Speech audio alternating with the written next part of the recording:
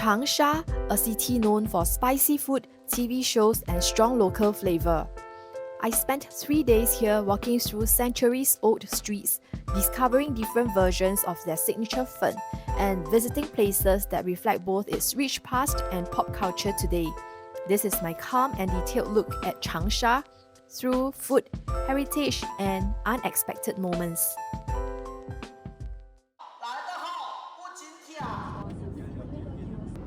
I took a scoot ride from Singapore to Changsha and arrived at Changsha late at night, so we took a TT ride to go to the hotel directly. We'll be staying at Wan Dai Hotel, which is located at Wu Yi Square. The room was comfortable and spacious with plenty of charging points. They also provide basic essentials like bottled water and hangers. The bathroom was spacious with separate toilet and shower area. After settling in, we decided to have our supper. Although it was already 1 AM, there were still lots of food options available.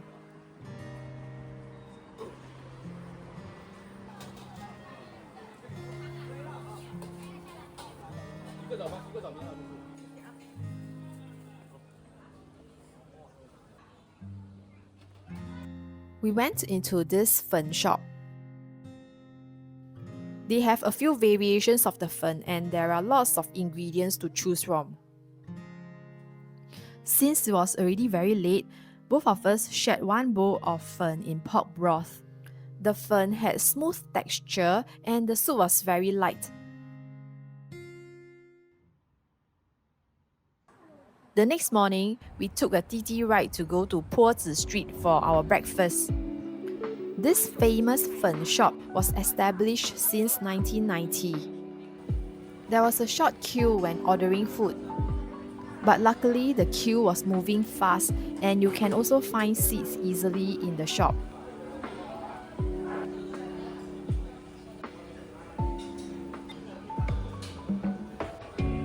I had noodle with pork and added a fried egg too.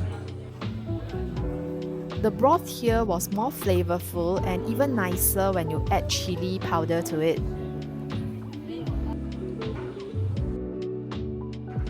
Everywhere around Changsha, you would see this milk tea brand, Sexy Tea or Cha Yan Yue Se.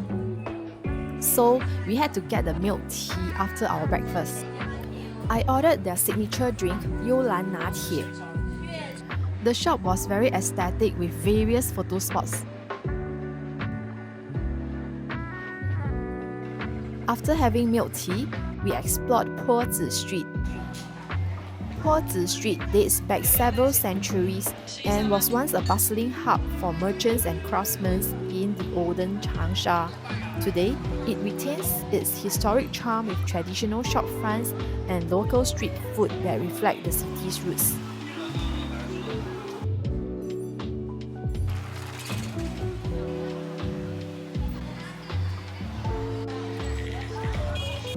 We passed by Ho Gong Dian, which was originally built to honor the fire god. Today, it's a cultural landmark at Pozi Street. Sometimes you can catch opera performances here. There is also a restaurant within the temple's compound. We continued walking along Pozi Street and started noticing the contrast between the old and new. As we walked down the street, we reached Huangxing Road pedestrian street.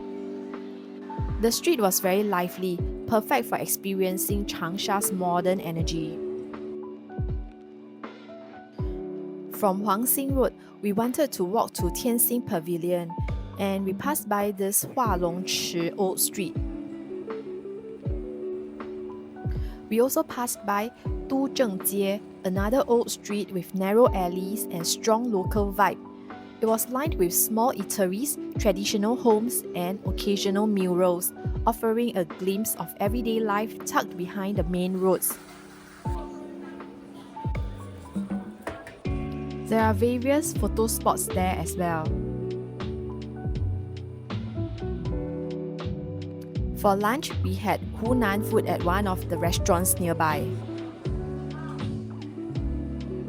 We ordered classic dishes like tong po rou, steamed fish head in spicy sauce and vegetables. The flavors were bold and fragrant, signature Hunan style.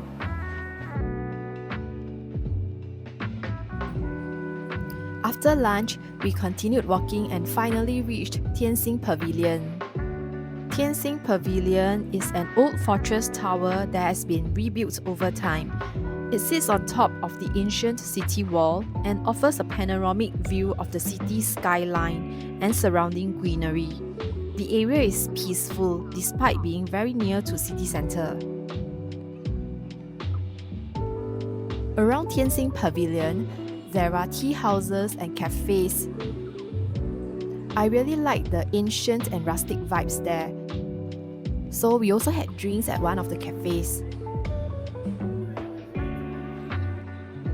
Later on, we took TT ride to head to Wenheyou at High Sense Plaza. It's a nostalgic food court themed like old Changsha with neon signs, narrow alleys, and recreated 1980s shop fronts.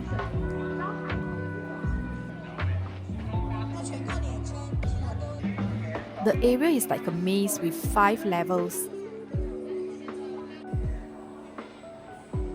You'll find surprise at every turn.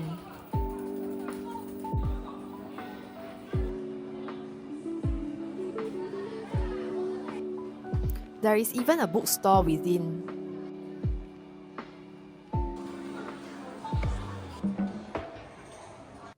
You can also rent costumes and wedding gowns from 1980s here.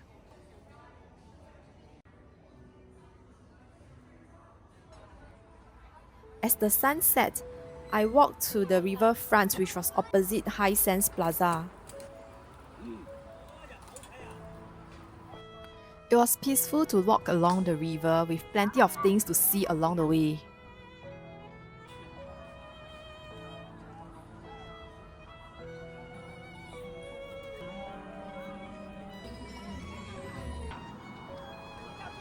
From the riverside, I walked towards another old street, Taiping Street. The area is filled with souvenir stalls and street food.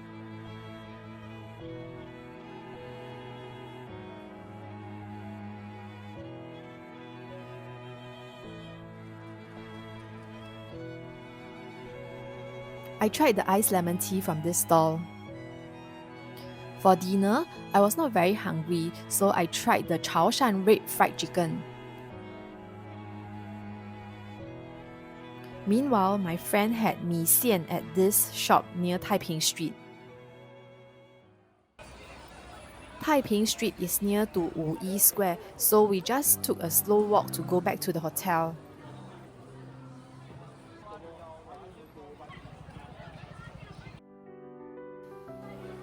The next morning, we walked to a popular fen shop near our hotel.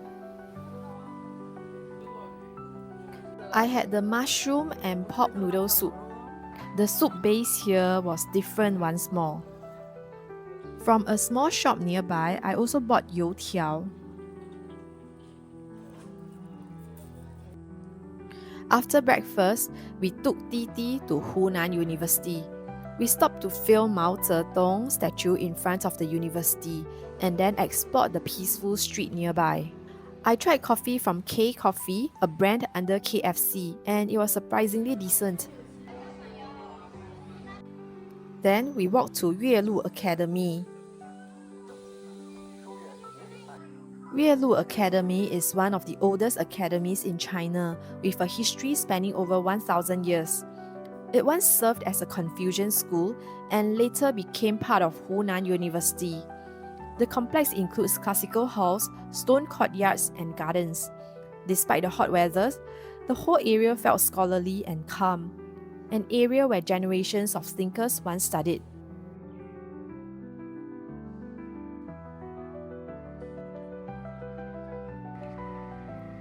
Around noon, we took the metro to Orange Isle. Orange Isle is a long green river island in the Xiangjiang River known for its scenic walking paths, landscaped gardens, and iconic young Mao Zedong statue at its southern tip. We took the small tourist train to explore the park, which made it easier in the heat.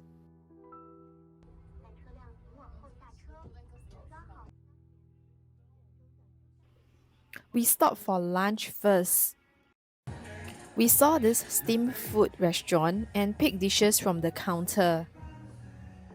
Everything was simple but tasted fresh and light.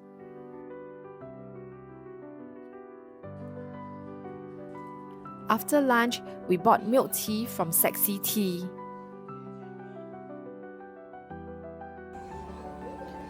We then took the train again to see the massive statue of a young Mao Zedong. The statue was erected to commemorate Mao's early revolutionary spirit in Changsha. The area was really packed with domestic tourists. Then we took the small train to the entrance of the park and then took subway to go back to Wuyi Square. We were looking for a place for foot massage and found Kangri's Story at 7 Malls. The spa looked modern and upscale. We booked 70-minute foot and shoulder massage and were given private room with 2 large massage chairs and a TV screen where we could watch a movie during the session.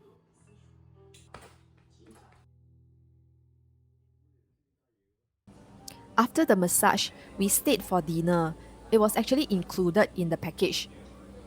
There were buffet counters with soup, appetizers, cakes, fruits and drinks. We were also given 100 yuan to order from the menu, so we chose a fish set and a pork set, each with soup and vegetables. We also ordered extra dishes like beef noodles and spicy dumplings in red oil. For a spa, the meal exceeded expectations. The next morning, we went to Wang Ji, a 100-year-old fen shop near the hotel. It wasn't as well known or crowded, but that gave it more of a local feel. The owner proudly told us that all their ingredients, including the noodles and chili, were handmade. I had the beef fen while my friend had pork fen. The soup was darker, slightly peppery, and very comforting.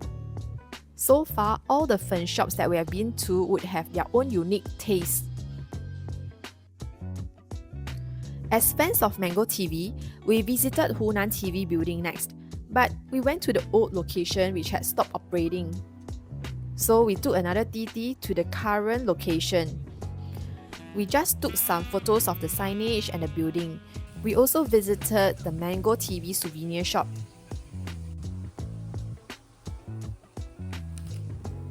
After that, we had wanted to go to Hunan Museum, but unfortunately, entry required advance booking and it was already full. So we walked around the nearby Martyrs Park and visited its landmark. We didn't stay long as the sun was really intense.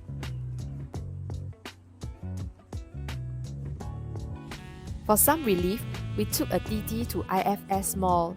It was one of the most luxurious malls in the city. Inside the Starbucks Reserve, I tried their Yuan Yang latte, a mix of coffee and tea, which was surprisingly smooth. Then we just explored around the mall for a while before going for our lunch.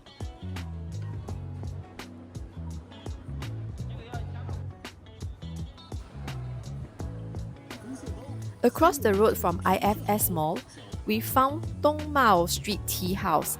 It is an old-style tea house with wooden interiors, old tables, and people drinking tea, playing cards, and eating snacks, just like in the old Changsha days.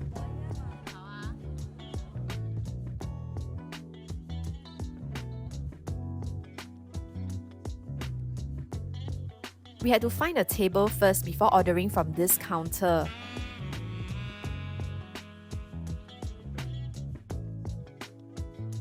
We ordered a variety of dishes for our late lunch: stinky tofu, steamed pumpkin, fried sweet potato, and bakchang. The bakchang here was not as salty as the one we have in Singapore or Malaysia. The stinky tofu was milder, and I liked the mala sauce. The fried sweet potato and pumpkin were also decent. After that, we walked towards Huangxin Street. We were greeted by lots of gold shops. There were even performances to attract customers.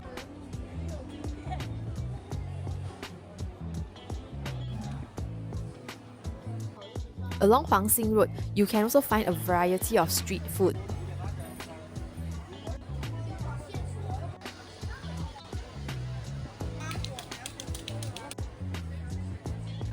It was also quite nice to shop for clothes here.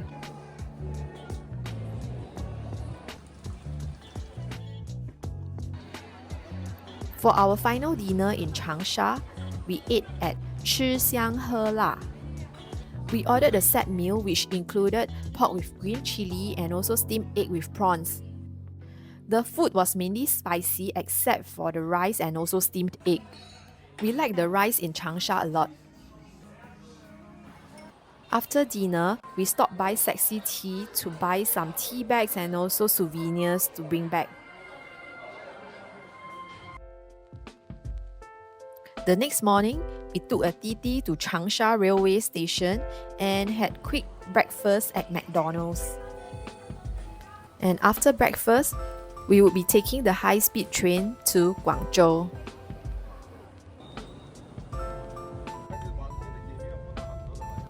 Changsha left a memorable impression. It just seemed to be like a very fun place to be at. It's also filled with very strong identity. From the different ways locals prepare their fen to the way they drink tea and hang out in old streets.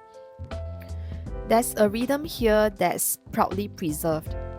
It's a city with spicy food, bold opinions, and soft river walks. Meanwhile, if you are curious about Guangzhou, do remember to watch my Guangzhou video next. Thanks for watching!